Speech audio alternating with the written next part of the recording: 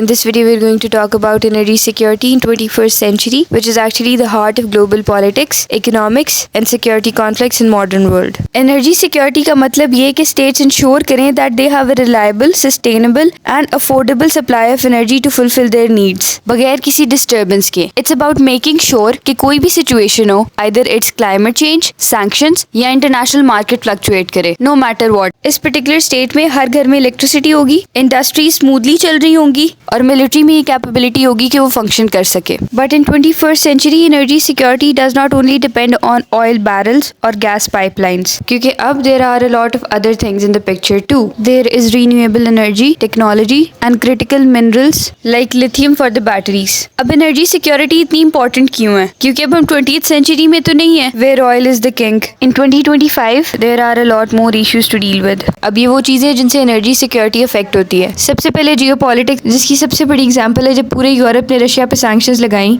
To pressurise Russia कि वो Ukraine में इन्वेजन ना करे, और एज अ रिजल्ट यूरोप में नेचुरल गैस क्राइसिस आ गया. मिडिल ईस्ट में जो इंस्टेबिलिटी और गल्फ स्टेट्स के जितने भी कॉन्फ्लिक्ट्स हैं, those conflicts are direct threat to the oil shipping routes. Climate change से ये होता है कि जैसे ओवर द ईयर्स प्लैनेट का टेम्परेचर राइज हो रहा है, जिससे डील करने के लिए कूलिंग की जरूरत है, जिससे वर्ल्ड वाइड एसीज की डिमांड बढ़ती है और इवेंचुअली इलेक्ट्रिसिटी की डिमांड बढ़ती है. फ्लड्स और ड्राउट्स की वजह से हाइड्रो पावर प्लांट्स इफेक्ट होते हैं और कोल की ट्रांसपोर्ट में डिले आता है. जब हम ग्लोबलाइज्ड वर्ल्ड में एनर्जी सिक्योरिटी की बात करते हैं तो सप्लाई चेन्स के लिए सोलर पैनल्स, सेमीकंडक्टर्स और रेयर अर्थ मिनरल्स, ये तमाम चीजें कुछ चंद स्टेट्स के पास अवेलेबल है, जबकि इनकी डिमांड वर्ल्ड वाइड है. तो इससे पूरी दुनिया में एक नई फॉर्म की डिपेंडेंसी क्रिएट हो रही है. अब एनर्जी सिक्योरिटी की भी मल्टीपल लेयर्स हैं. सबसे पहले अवेलेबिलिटी की बात है कि क्या तमाम स्टेट्स के लिए एनर्जी रिसोर्सेज एग्जिस्ट करते हैं. अब हम सबको पता है कि प्लैनेट पे ऑयल्स और नेचुरल गैसेज लिमिटेड है, लेकिन वो डिस्ट्रीब्यूटेड भी अनइवनली हैं. ऑयल्स और नेचुरल गैसेज की मार्केट को सिर्फ रशिया या मिडिल ईस्ट डोमिनेट करता है. एनर्जी एक्सेसिबल होनी चाहिए to all states through stable supply chains and infrastructure, जैसे कि पाइपलाइंस, LNG टर्मिनल्स और under sea cables for electricity. South China sea और आर्कटिक रूट्स जैसे टेरिटोरियल डिस्प्यूट्स इसको अफेक्ट करते हैं. थर्डली, एनर्जी अफोर्डेबल होनी चाहिए for every household, every industry and for every state in the bigger picture, क्योंकि जब ग्लोबल प्राइसेस बढ़ती हैं तो developing countries face the hardest hit. Lastly, energy sustainable होनी चाहिए. सस्टेनेबल एनर्जी का मतलब ये है कि सिर्फ आज की नीड्स को ना देखा जाए,